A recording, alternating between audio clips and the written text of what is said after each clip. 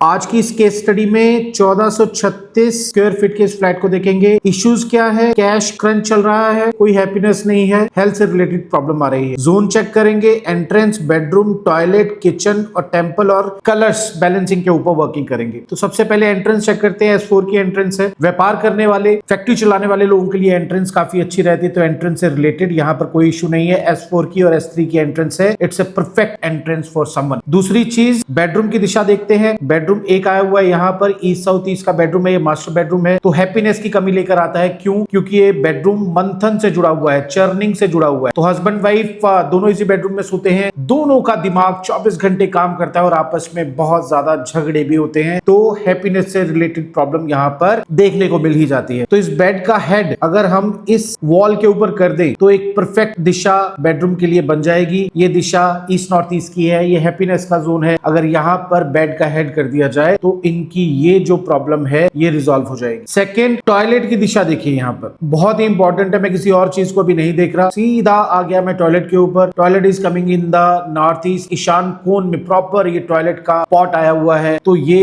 एक बहुत ही severe impact दे देता है हेल्थ से रिलेटेड प्रॉब्लम। जब भी जन्म कुंडली के अंदर छठा घर, आठवां घर या 12वां घर इनका नॉर्थ ईस्ट से रिलेटेड एक्टिव होगा तो ये कैंसेरियस एक्टिविटी भी बॉडी के अंदर दे जाता है, न्यूरो से रिलेटेड प्रॉब्लम भी दे जाता है। तो इस नॉर्थ ईस्ट के टॉयलेट को सबसे पहले रिमूव करना, सीमेंट लगा के इस टॉयलेट को बंद कर देना बेहद आवश्यक है। ये एक परमानेंट रेमेडी होनी चाहिए जो इनकी खुशियों के साथ भी जुड़ी हुई है, जो इनकी हेल्थ से रिलेटेड प्रॉब्लम के साथ भी जुड़ी हुई है और जो इनकी कैश क्रंच के जो इश्यूज चल रहे हैं उसके साथ भी जुड़ी हुई है। तो इसका रेक्टिफिकेशन करना बेहद जरूरी है। दूसरा बेडरूम इनका बच्चों का है, नॉर्थ ईस्ट में ही आया हुआ है। ऐसे में अगर बच्चे यहाँ सोते हैं तो अपने आप को सुपर इंटेलिजेंट समझते हैं, अपने से ऊपर किसी को समझते ही नहीं और स्टिक हो जाते हैं एक ही बात पर। झगड़े होते हैं आपस में, परिवार के साथ में, क्योंकि बच्चे यहाँ सुनेंगे ही नहीं। तो बच्चों का बेडरूम भी शिफ्ट किया जा सकता है नॉर्थ नॉर्थ वेस्ट में। पेरेंट्स का बेडरूम ठीक है वेस्ट में है, वेस्ट में बेडरूम ये